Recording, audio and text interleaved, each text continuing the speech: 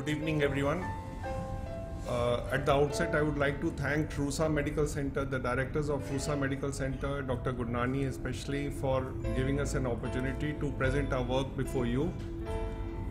The topic today we are discussing will be total knee replacement. Though it's a complex issue, I'll try to make it as simple as possible. We'll discuss, I'm trying to cover in 15 to 20 minutes, the indications for knee replacement, the myths with the knee replacement, the challenges that doctors face who are doing knee replacements in convincing the patients, the marketing gimmicks involved in total knee replacement, and what are the latest trends in knee replacement in just another 20 to 25 minutes. Well, as Radhika had mentioned, I was associated with Max Healthcare for past 10 years, and it's since last October that we switched to Fortis Healthcare.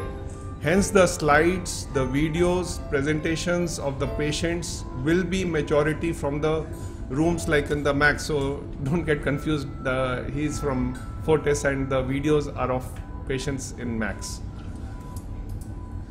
Well, as far as total knee replacement is concerned, just the walk of the patient itself is enough to tell whether the patient needs a total knee replacement or not.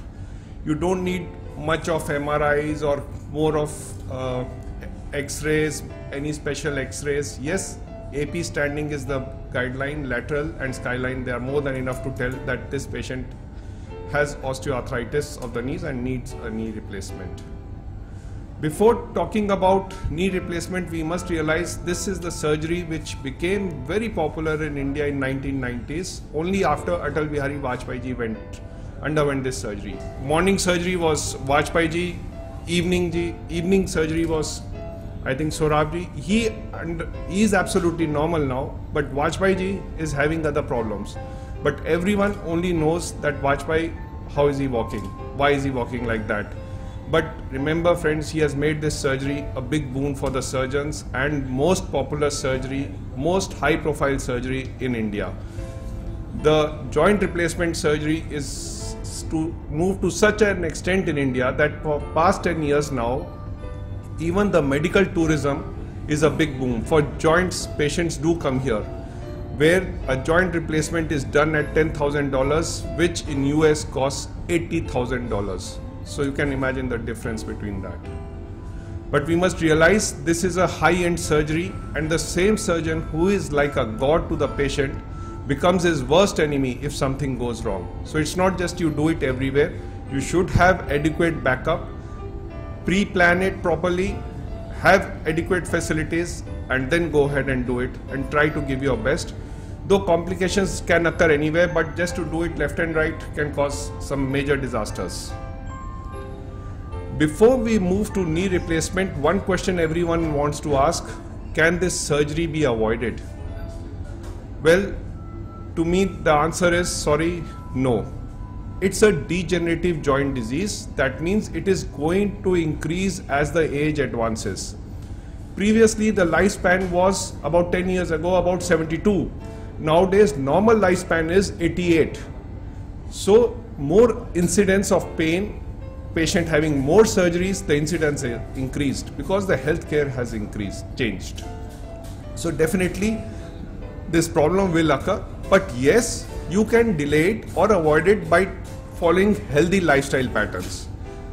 If you do regular walk, that is the best exercise. Don't overnight think that at the age of 40, okay, I'm overweight, I should start going and gymming.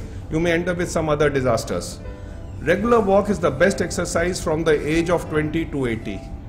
Rest, avoid squatting, sitting cross-legged, using Indian toilets, climbing down the stairs. These are the other things which can be avoided. Okay, this is the way I have to cut, and this is the way I am going. Otherwise, all I am doing is eyeballing. This is where computer is telling me directly, no, you are going in a wrong direction, and you can correct it. And you can check your gaps, whether they are accurate or not. Otherwise, all will be eyeballing. And this is where it helps me if I'm checking it. We make the bone cuts, remove the bone, and this is where it will tell me just where we have to make the bone cut. Absolutely This guy plays a very important role because he has to change the monitor and the camera itself. So though he's not scrubbed, but he plays a very important role during the entire surgery. And once you have put the implant, you can check whether the mid-flexion gap is equally balanced or not. And then put in the final implant after a pulse lavage. You cement the implant. And this side is the femur, this side is the tibia. This side we have already implanted the femur, and tibia what we are implanting will be the all polytibia. So this is all that is done in total knee replacement.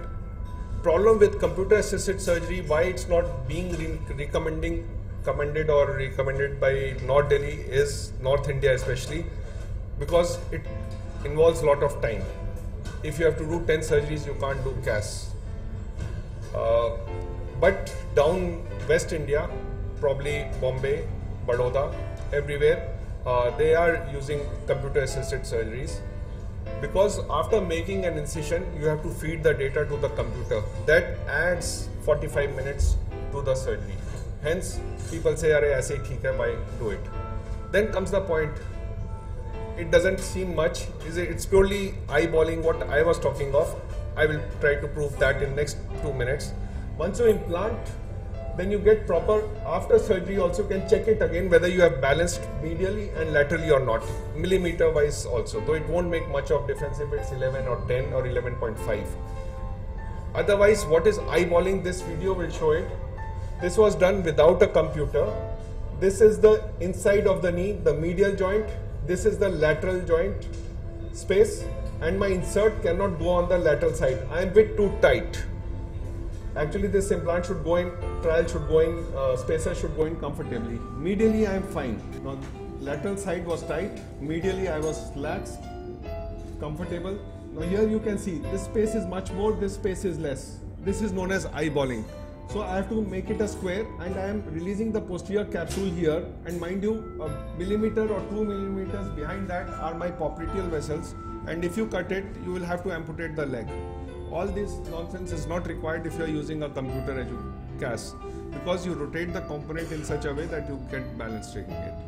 So certainly CAS is not all marketing gimmick, it has certain advantages.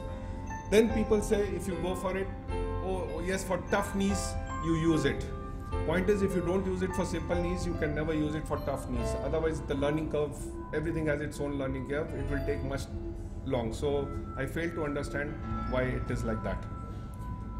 Because in India you get such common cases, and look at the gait of the patient. 46 years old female, walking like this before surgery and after surgery. These are all very young patients.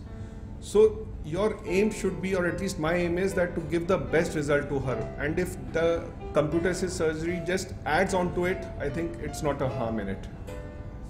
And if we review the literature, it itself says that is a reproducible surgery. You won't get much outliners, not a tough thing. So what is the advantage? Well, if we review the literature for past 30 years, it simply says it's the alignment of the implant with respect to the whole leg.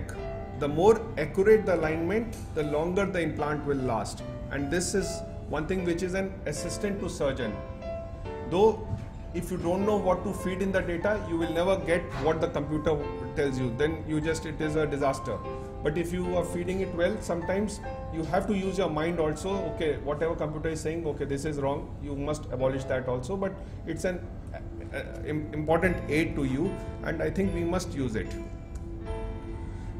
Routinely, you take a long scanograms, but sometimes we end up taking such small scanograms. And in India, people are very interesting. They will never tell you what happened before, and you may get some shockers in the surgery, OT theatre. Suppose if a patient has an implant out there and you have just taken a knee and you are planning to do a total knee with this X-ray, you can never do it, because you have to first remove this implant. This is where CAS will also help. In CAS, you need not remove this implant and you can get to manage it. Or if there is a femoral bowing also, excessive bowing. Otherwise, you have to do first an osteotomy of the femur, correct it, and then do a total knee. So with CAS, definitely you can advantage. And these are the routine knees you get. Patients are so badly crippled that you don't need any MRIs or X-rays, specific X-rays. The gait itself. Before telling X-ray, we tell the patient, solution is surgery. If you are willing, then get investigated. Otherwise, just no point in carrying on. And in such knees, definitely CAS, I feel, is a very good aid for us. Well, at the end, again, computer, they say CAS, garbage in, garbage out. That's common. If you don't know it, everyone will be confused. You yourself will be confused. The entire team has to be working up, because with CAS, each pin placed in the bone and you're moving the leg throughout is very critical. A single pin which falls off during the procedure, the entire procedure has to be abandoned, and then you have to do freehand. So it is the entire people around, not only me, it is your 3-4 fellows around, the sister, they have to know what they are doing, otherwise disaster can occur also. And like this lady, for me, is a very good case now, 5 years down the line. Such a young patients, and more young patients are coming. So our aim should always be to give a long-lasting implant. It is not just doing the total knee replacement, is not a big challenge nowadays. The challenge is, yes, my knee has lasted much longer. That's in this, I feel CAS definitely has a big role. Thank you.